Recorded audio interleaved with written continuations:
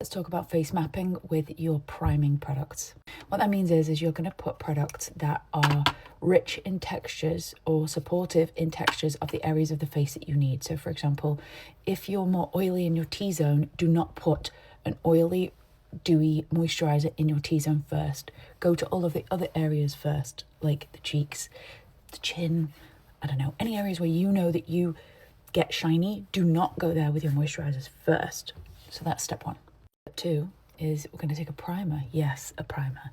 I don't really prescribe to the primer notion because I do believe that proper skin prep, washing your face with a cloth, using a good cleansing balm, cleansing oil to get rid of your makeup the night before, properly putting moisturizers on underneath your makeup to support the makeup that you're wearing is a primer. I'm not shouting at you, I'm just trying to explain. This is the Milk Hydro Grip. So these two textures are completely different. This is just a moisturizer that's gorgeous, radiant, hydrating, balmy, like emollient. This is a product that is, I've got it on the back of my hand here, you can see, it gives just like a little bit of a shine and it's got a tiny bit of a tack. I'm going to use that in the T-zone only, where my pores are, just like that. Maybe a little there. Anywhere where I typically get shiny or my makeup comes off, and then just patting it in so that it's evenly distributed, like so,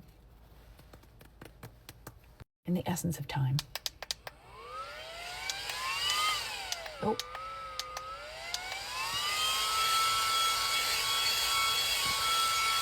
Also feels really nice. So now this area just feels hydrated and moisturized. This area feels a bit tacky and sticky, which is good because that's the area of the face where typically you want your makeup to stick better anyway, because I feel like we always work complexion out. I'm going to do just a little bit of this tinted SPF Hydro Grip Gel Tint.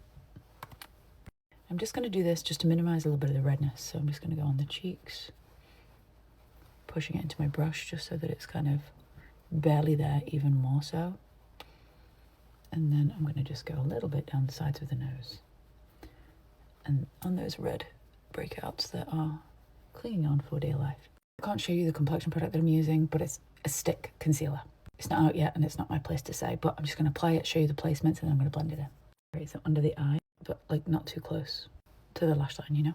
And then with a little dense brush, I'm just going to start tapping in that complexion. And this complexion is drier and more matte than this is. They actually go really well together, but you simply just bounce the colour in to blend it if you've already applied it to the face, as opposed to dragging it. So you're just tapping and patting and maneuvering it around that way, and that way you'll have this lovely, very controlled, you're more prepared here for the loss of makeup because of something like this. You're not overly moisturized with this underneath. Unless you're very dry, then you know that you would need that.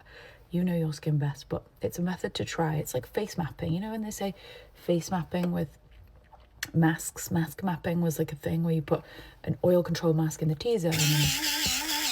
I'm going to throw this tripod out the window.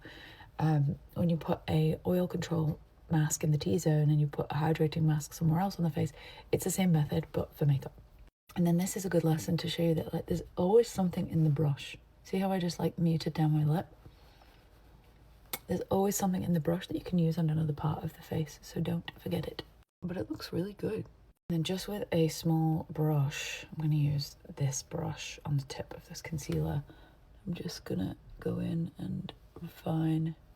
I think I'm maybe one shade lighter in this concealer, but this one will do because I'm blending it out thin.